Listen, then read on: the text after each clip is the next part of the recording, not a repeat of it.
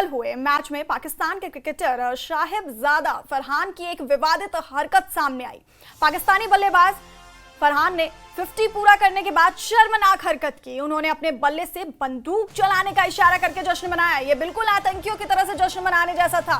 Social media पर उनकी इस हरकत की कड़ी आलोचना हो रही है। ये तस्वीरें देखिए किस तरह से अर्धशतक बनाने के बाद साहिबजादा फरहान की शर्मनाक हरकत सामने आई, किस तरह से उन्होंने जश्न मनाया और उन्होंने अपने बल्ले से बंदूक चलाने का इशारा करके ये जश्न मनाया। बिल्कुल आतंकियों की तरह जश्न मनाने जैसा था और सोशल मीडिया पर उसके बाद से ही इस हरकत की कड़ी आलोचना की जा रही है। एशिया कप में कल हुए मैच में पाकिस्तान के क्रिकेटर साहिबजादा फरहान की ये विवादित हरकत सामने आई। पाकिस्तानी बल्लेबाज ने 50 पूरा करने के बाद शर्मनाक हरकत की। उन्होंने अपने बल्ले से बंदूक चलाने का इशारा किया और ये बिल्कुल आतंकियों की तरह से जश्न मनाने जैसा था और उसके बाद से ही कड़ी आलोचना सोशल मीडिया पर की जा रही है।